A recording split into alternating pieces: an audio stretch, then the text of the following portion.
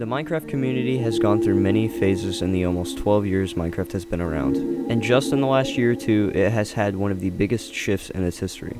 I'm JPE the Dweeb, and today we will be going over the history of Minecraft's ever-changing community and the social media landscape surrounding it up until today.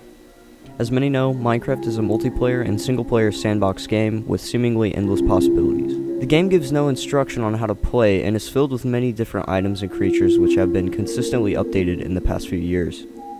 The game was first shown online by Marcus Persson, also known as Notch, the creator of Minecraft, on May 13th, 2009 in a YouTube video titled Cave Game Tech Test. It was later released on May 17th, 2009, which is known as the date that Minecraft was first released on an independent game developer forum known as TigSource.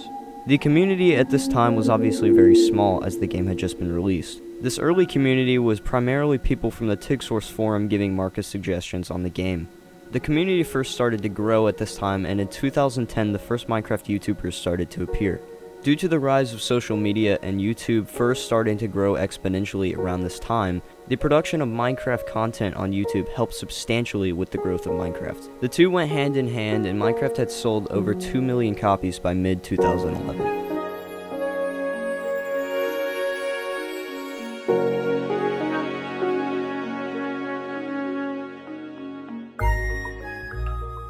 The amount of Minecraft content on YouTube continued to increase, and with this, the community grew. Around 2010 to 2012 is when most would say that Minecraft's community was at its best point. The community then was very supportive and loved the game, as it had a development team who would listen to the community and actively try and improve the game. At this time, people were making podcasts solely about the game, Minecraft versions of popular songs, tons of Let's Plays, and a lot more. This point in time was great for Minecraft, and is looked upon fondly by most of the community that was part of this era. But as with everything popular, there comes a downside, or at least a bunch of kids who quote-unquote ruin the game.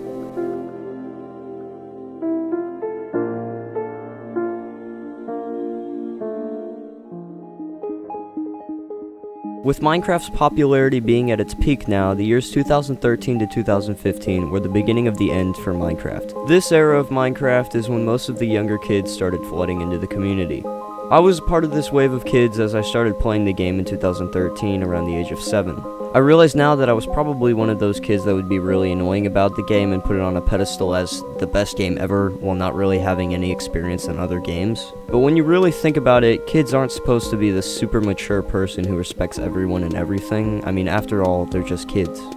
You can still find cringe compilations of kids at Minecon saying and doing things that are, well, just normal things kids do. They aren't bad, they just tick a lot of people off. This might be because most of us are ashamed of who we were at that age, and are reminded of it when we see kids like that or just having fun doing what we have fun doing. We all as humans want to feel like we're more mature than others, and another target of people looking to do this is kids enjoying things we enjoy. And I found myself doing this many times, and now realize it's just shallow and uncalled for to get upset at a literal child for having fun doing something, because I was the same way and still am sometimes. Anyways, on with Minecraft's community. After the years 2013 to 2015, Minecraft truly started to decline in popularity. Many people on YouTube that made Minecraft content from 2016 to 2017 or so were usually pretty toxic or just aimed all of their content towards a much younger audience. Let's Plays were very rare to see, or at least to the average YouTube user at the time. And in general, the internet was just a lot more toxic at the time, so for kids who still played the game, it was best not to talk about it because you would possibly get ridiculed or bullied for it. By this period, people would refer to Minecraft as a dead game or anything along those lines. By mid-2017, barely anyone brought up the game, and the community was still a toxic mess. Within the next year and a half, though, signs of a shift in the community began to appear. Another thing helping the game was the improvement in updates like the Aquatic update released in 2018. Before 2018, updates were very rare, and after the 2.5 years it took to make 1.9, the updates were very low-key, and it didn't add much besides a few big features. Another big part of the slow resurgence of Minecraft in mid to late 2018 is the community starting to feel nostalgic for the early days of the game and the charm it expressed when you first played it. One video that gets this point across incredibly well is Jay Schlatt's A Tribute to Minecraft. This video is about the game and its music and how Minecraft's soundtrack gives a huge sense of nostalgia while listening to it. The music of Minecraft is a huge part of the game's later resurgence, and a lot of the community wanted to play the game again because upon hearing the music you instantly remember the experience of playing Minecraft for the first time. It's a bittersweet feeling that is what keeps Minecraft's core audience coming back to the game even after years.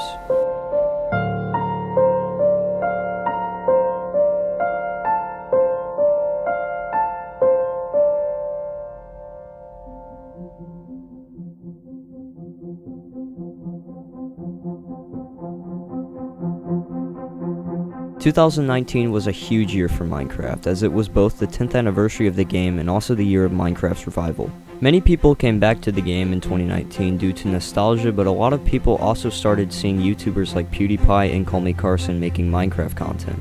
This content was great and well done and made people realize how much they missed the game. It also brought new people to light in the content creation space. One of these content creators was a small YouTuber known as Dream. Dream had made YouTube videos since 2014 and made videos of him making ways of trapping other players in-game. A while later in 2019, he started to make videos like how to get PewDiePie's Minecraft World Seed, which started him on his way to being one of the top Minecraft YouTubers in just 2 short years. After he had begun to grow on YouTube, he experimented with other video types such as his Minecraft Unsolved series, which brought him more success as these were well made and interesting. He later started experimenting with Minecraft speedruns where another player is trying to kill you, as he was already an experienced speedrunner. He soon realized that he had struck gold. These videos known as Minecraft Manhunt were longer style videos that displayed Dream's sheer skill at the game. These videos, despite them being up to 45 minutes long, were able to keep a viewer hooked throughout most, if not the whole video, without requiring much editing. Dream's channel started to grow rapidly following these first Manhunt videos, and he started to gain millions of subscribers over the next year.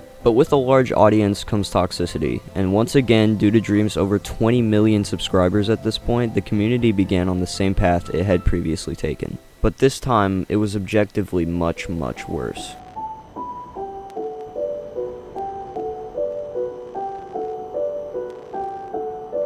With the rise of stan and cancel culture in mid-2019, this toxic group would later expand to the Minecraft community. During most of 2019, the community had been mostly revived, a lot like the early community. But in 2020, things started to shift to another form of toxicity as it had previously done, but this time in an even more modern era. With Dream being an established content creator by 2020, he started a Minecraft server with other popular or growing YouTubers and streamers known as the Dream SMP. This server started out as just a normal Minecraft SMP, but as the creators involved saw the huge popularity and growing community of the server, they started scripting the server and infusing the server with lore for each character and adding more content creators to the server who played different roles. This gave the server a lot of TV show vibes while still being a Minecraft server. Many of the creators on the server were streamers, which also provided another aspect, which was like live TV. This brought in a completely new audience, which along the way pulled a lot of toxic people into the audience. These people started to idolize Dream and other creators in the sphere that were associated with Dream. This group consisted of mostly kids who had nothing better to do than get offended at any and everything. This brought a lot of stress to the creators involved in the SMP, and many seem to not enjoy streaming as much because if they make the wrong joke or say the wrong thing on stream, they could get ridiculed on social media platforms like Twitter. Over time, Twitter has become a toxic waste only used for the cancellation of celebrities and content creators. And a lot of Minecraft's new toxic audience are avid users of Twitter. These kids are similar to the original decline of Minecraft's community, except the original group of kids were just innocent kids who enjoyed the game, and as a whole meant no harm to the game's audience. On the other hand, the toxic stan audience we see now actually have sent death threats to creators who don't enjoy creators they enjoy. These stans are truly ruining the community and in ways that are so incredibly shallow. Now before I get absolutely hated on for this video, let me clear something up. This is not the majority of Dream's audience or just Minecraft's audience, but it is a very loud minority. This loud minority has really made Minecraft's community not look like the place you'd want to be, and honestly, even I haven't wanted to watch Minecraft content in a while, because like I said, this loud minority makes the community not seem like something you'd want to be a part of.